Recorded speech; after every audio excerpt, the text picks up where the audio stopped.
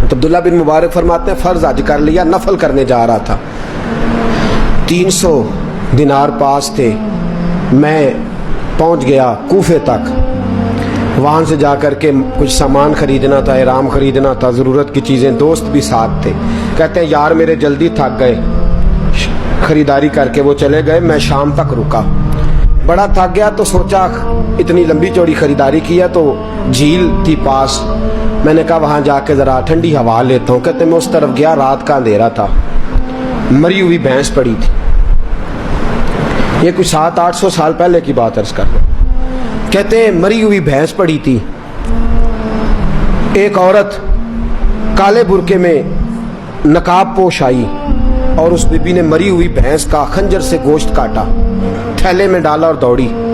کہتے ہیں میرے ذہن کے اندر خیال آیا کہ بی بی کوئی ہوٹل چلاتی ہے اور مردہ جانور کا گوشت لوگوں کو کھلاتی ہے, ویسے تو جاسوسی منع ہے, اس نیت سے کہ مسلمانوں کو بچاؤں اس کے پیچھے ہو لیا. کہتے ہیں وہ گلیاں گزرتی گزرتی کوفے کی تنگ گلی میں گئی, ایک بڑا سا دروازہ لکڑی کا, بڑا پھاٹک جو پرانے شہروں میں ہوتے. کہتے ہیں اس بڑے پھاٹک پر اس نے زور زور سے دستک دی, دونوں ہاتھوں سے دروازہ کھلا, وہ عورت اندر داخل ہوئی تو 3-4 بچیاں جھٹ سے اس کے گرد اکٹھی ہو گئیں. اماں کچھ لائی ہو؟ تو رونے لگی, کہنے لگی میں کچھ نہیں لا سکی. کہنے لگی یہ مردہ جانور کا گوشت ہے, اور حضور نے فرمایا جب مرنے لگو تو مردار کھا کے بھی جان بچا لو. اب میں دیکھتی ہوں تم سے کھڑا نہیں ہوا جاتا, نہ کھاؤ گی تو گر پڑو گی, یہ مردہ ہی ہے پکا لو. کہتے ہیں اگلے لفظ اس عورت نے کہے تو میں باہر کھڑا چیخنے لگا. وہ کہنے لگی ہم سید زادیاں ہیں, صدقہ زکات کھا نہیں سکتی, اور سب روگاں دا روگ محمد, جس دا نام غریبی, کنڈ ولا کے لنگ جاندے سب دوست یار قریبی سید ہیں, صدقہ زکات یہ مردار کھا کے گزارا کرو. کہتے ہیں پھر اس عورت نے 4 بیٹیوں کو سینے سے لگایا, کہنے لگی تمہارا باپ زندہ ہوتا تو یہ دن نہ, سید بھی اور یتیم بھی اور مسکین بھی. پھر وہ روئیں. حضرت عبداللہ بن مبارک کہتے ہیں زور زور سے دروازے پہ دستک دی, بی بی باہر آئی, کون ہے؟ تو میں نے کہا میں عبداللہ بن مبارک ہوں, محدث ہوں, زمانہ مجھے جانتا ہے, میرے شاگردوں کی لسٹ بڑی لمبی ہے. کہنے لگی اچھا تو؟ کہنے لگا یہ 300 دینار ہیں, تو مہربانی کرے تو رکھ لے, چلے اپنا کام کریں ہم جانے ہمارا. کہتے میں نے زمین پہ گھٹنے ٹیک کے نا تو سید زادی کے آگے ہاتھ باندھ دیے. میں نے کہا میں نوکر ہوں, تم اولاد ہو, میں خادم ہوں, تم نسل ہو, مہربانی کرو, مہربانی میرے اوپر مہربانی, پیسے رکھ لو. کہتے ہیں میں نے وہ پیسے دیے, میں واپس لوٹا. یار کہنے لگے چل, میں نے کہا نہیں میں نے نہیں حج کرنا. کہنے لگے کوئی نیا پلاٹ لینے کا پروگرام بن گیا, کوئی نئی انویسٹمنٹ, لوگ تانے دیتے ہیں نا, پر جے کر یار دے نام دا ملے میڑا ان چولی پا لئیے پنجے سٹیے نا, جے کر یار دے نام دی ملے سولی جھوٹا جھوٹ لئیے پچھاٹیے نا. کہتے ہیں میں نے کہا یار جیسے تمہاری مرضی سمجھ لو, یہ میرا راز ہے میں بتاتا نہیں. فرماتے ہیں لوگ حج کرنے چلے گئے, میں وطن آ گیا. 6 ماہ کے بعد قافلے لوٹے. جاگ کے سننا ذرا بات, میرے نبی نے فرمایا تو میرے امتی کی پریشانی دور کر, اللہ کامل حج کا ثواب دے گا. فرمایا میرے حبیب علیہ السلام کی امتی حضرت عبداللہ بن مبارک فرماتے میں آیا حج کر کے, حاجی آئے تو میں بڑی حسرت کے ساتھ, میں گھر میں روتا تھا, سوچتا تھا آج وہ مینا میں ہوں گے, آج وہ مزدلفہ عرفات میں ہوں گے, آج وہ لوگ جمرات کی رمی کر رہے ہوں گے. میں تڑپ کے سوچتا تھا آج در رسول کی حاضری دے رہے ہوں گے. کہتے میں روتا تھا. جب حاجی لوٹے 6 ماہ کے بعد تو حاضری دینے گیا, ملنے گیا, پہلا دروازہ کھولا حاجی صاحب نے. میں نے کہا مبارک ہو.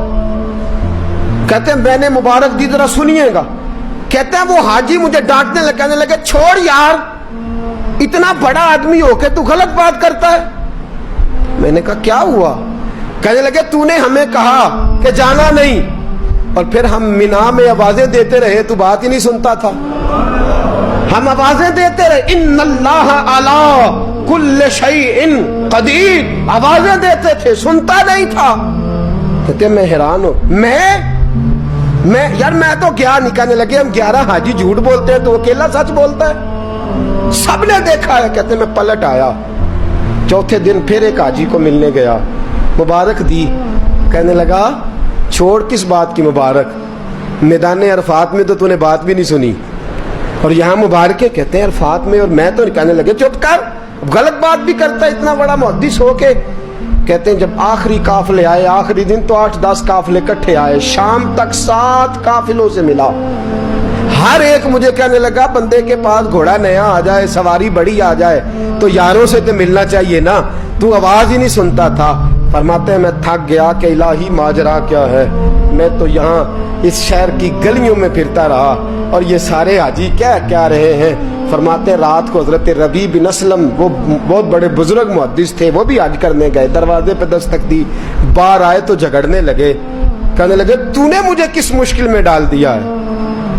मैंने कहा हुजूर क्या हुआ, किस मुश्किल में। मैं तो मिल कहने लगे छोड़ यार, आलिम था तो मैं तेरी इज्जत करता था, तूने ये क्या किया। मैंने कहा क्या हुआ। कहने लगे याद नहीं जब तू रोजा रसूल के सामने मिला था, जब नबी पाक के मुवाजे के सामने तो पैसों वाली थैली मुझे पकड़ा गया, पकड़ अपने पैसे। मैं तो संभालते संभालते थक गया हूँ। कहते हैं यूं सीने से पैसे लगाए, घर आया, इशा पड़ी तो सो गया। मैंने कहा या अल्लाह उकदा खोल दे। रात गहरी हुई, मेरे घर की दीवारें चमकने लगी, नूर फैलने लगा, खुशबू ही खुशबू पूरे शहर को मुअत्तर करने लगी।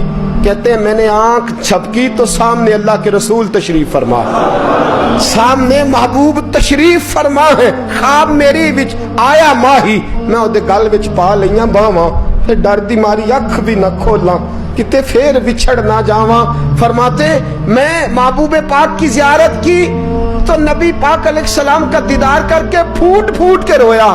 अब मेरा दिल था हुजूर बोले कोई बात करे, महबूब बोले लब खोले।